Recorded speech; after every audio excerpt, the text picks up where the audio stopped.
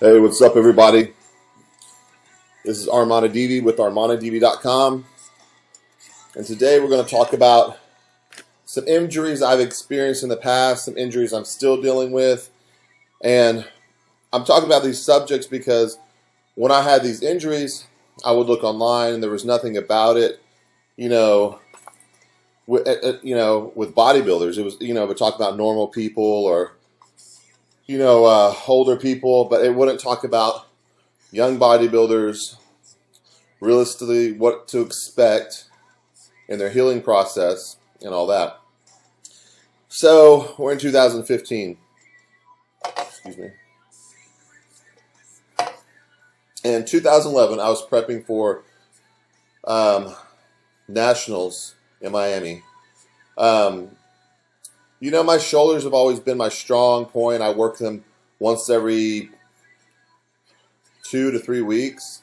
They just grow easy. So I never really had to bang my shoulders up and really, train that hard with them or, really put them under much pressure. So I had a fall back in 2011, right before the 2011 Nationals. Went to the doctor. We did an MRI. It showed some minor fraying in my supraspinatus. So he said, let's do a cortisone shot, get you through a show, do some rehab after your show, and maybe clean it up, go in there and microscopically clean it up if we need to.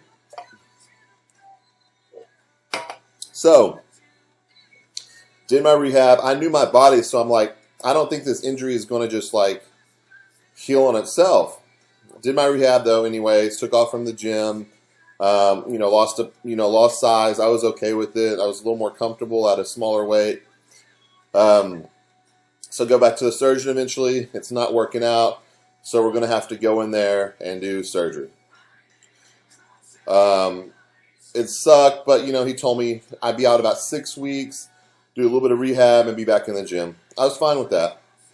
So the problem is, I just did an MRI without the dye contrast. So some of the MRI machines, especially if you have a lot more muscle, it doesn't show everything in there. It's going to, miss things, which mine did. I should have done it with the dye contrast injected inside. Then they put you under the x-ray and then it kind of flows to really tell you what injuries you have in your shoulder. So we went in and did the surgery. By the way, I picked one of the best surgeons in my area that works on a bunch of professionals, athletes. So that wasn't the problem. Had the surgery. While he's in my shoulder, has it open, finds that my labrum is torn too. Labrum is like the ball and socket joint right at the front of your shoulder. A lot of people get it from, benching like that or letting it drop, or a lot of football linemen get it from pushing real hard at the same time. So, with bodybuilders and people that train, they have minor tears in their rotator cuff or labrum and might not ever even know it, or they're non-symptomatic ever. But, so we went in there and he saw that the labrum was torn. But he said where the tear was at, he didn't really think that we needed to repair it. But honestly, he was in my shoulder and kind of, we didn't talk about it before, so instead of a recovery time being 6 weeks, it'd be something more like 4 months. So I kind of think that's why he really didn't, repair it, which was a mistake, and it ended up being like a 2.5, 3 year ordeal till I could actually bodybuild and train again. After the surgery, he informed me that, my AC joint, he took a little bit of centimeter from there, cleaned up the fraying in my supraspinatus. My labrum was torn, but where the tear was at, he didn't think it would affect my training, which it did. Did my rehab 6 weeks, basically. Start training light. I'm pressing 10, 20-pound dumbbells to get started. It just hurts, like a really deep ache and, bad pain. Tried a cortisone injection. It lasted about 2 weeks, and then I felt the pain back again. I went and told him, I know my body, something's not right. This is not going to heal. He just couldn't figure it out. So basically, we had to go back in there 3 months after my first surgery to repair the labrum, which we put 3 anchors in right here. And anybody that's had labral surgery, it's a bad surgery. It's a really bad surgery. It's a long recovery time. And then a lot of times you get lost range of motion, so you can't put your arm back that much. You maybe can't bench. You maybe can't grab the squat rack anymore behind your neck.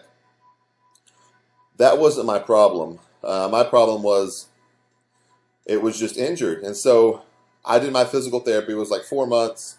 Did everything to the T. He released me to work out. I even took longer no working out at all because I was so, gung-ho on this healing 100% and not having, to deal with this problem. Go back to the gym slowly. It's making no progress. I'm in pain still. Go back to them, more cortisone injections. Anyways, I was like, I had 2 surgeries. I'm going to take matters in my own hands. I'm going to start researching. My shoulder's not okay. It's been about 6 to 8 months and very little relief. So I looked into some PRP. That's where they draw your blood out, spin it, and take the growth factors, platelets, put it back into the injury. I did that once. I went from pressing 30-pound dumbbells to 70-pound dumbbells. I did it again a few months later. Went from 70s to going to my normal weight, which I really don't go that heavy in, incline dumbbell presses. So I was doing about 110s, but the pain wasn't there. I mean, the fear was still there because I was so used to having that injury and kind of protecting that arm. And then to finally, the last thing I did was embryonic stem cell injections in, the shoulder, and that seemed to put it over the top and help. So I start training again. I'm like, hey, I eventually want to do a show. My shoulder pain still comes and goes, but the thing is, when you talk to a surgeon, they're going in there and they're fixing what needs to be fixed. That creates a lot of scar tissue. One person can heal in 3 months, another person can heal in it took me over 1.5 years for my shoulder to heal. And, I was done with bodybuilding. I was done with lifting. I had shoulder pain. I was trying to, come to copes with that. And I didn't have to. I looked into things. I did a lot of the physical therapy. I spent a lot of money, trying to heal up. And this is just one of my injuries I'm touching on, too. I'll touch on back and neck injuries next time. And so, I had to do all those procedures. Went back to the training, and I actually could bodybuild. Was I going as heavy on shoulders as I used to? No. Was there any size difference? Not at all. Side lateraling 60, 70 pounds down to 40s. No, actually I felt more of a difference in my shoulder because I was actually controlling the weight. I wasn't cheating or swinging my feet while I was standing up. So it was a lot better.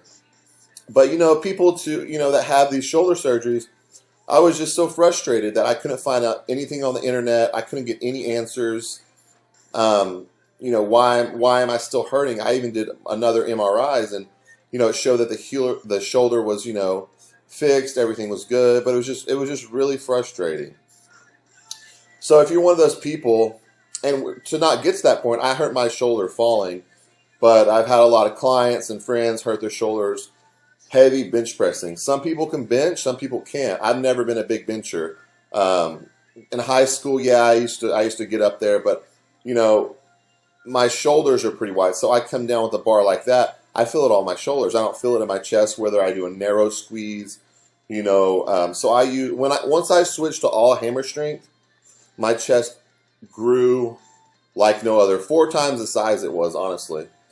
And I don't even go heavy on them. But, you have to train smart. And once you've been through that injury and people's like, oh, it's hardcore, go all out. Once you've been through an injury like that, okay, I can be maybe 240 pounds, ripped, big chest, pretty good chest. So they have that mindset. They have to keep going harder and harder. And then they injure something. And is it better to, be smart about your training or then injure something and you can't even work out at all? You're sitting at home depressed. That's your life. That's your out. That's your release, and you can't even train at all. So I tell that to a lot of people. And there's some freaks out there that never get injured, and they can squat and press the craziest amounts of weights. So with shoulder surgery, find a good surgeon. When you do the MRI, just don't do the MRI. Get the dye contrast shot in there, and that dye goes around and kind of tells exactly where the injury's at. So when they do go in your shoulder, they already know what they're going into see. It's not like, okay, well, we found this too.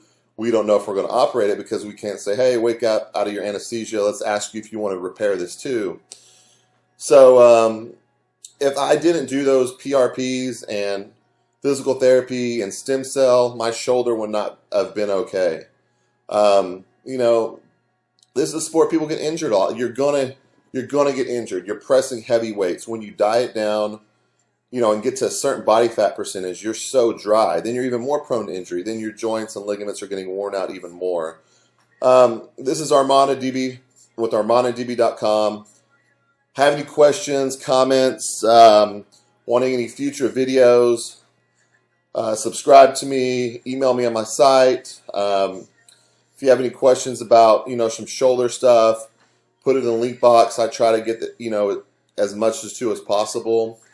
The next video, we're going to be touching on some neck and back injuries, which is another huge factor, with bodybuilding, and some injuries I've experienced too, and I'm still dealing with, and how I prevent, how I train around them, some therapies I do, because once you get to that point, they always say, oh, when you're younger, the things you do that hurts you when you're younger, you feel later in life. And, you don't believe that because you don't hurt them. But then you get, late 20s, early 30s, and you start feeling, the pains. So I'll talk to you guys later. Thanks for listening. Be sure to subscribe, the box below.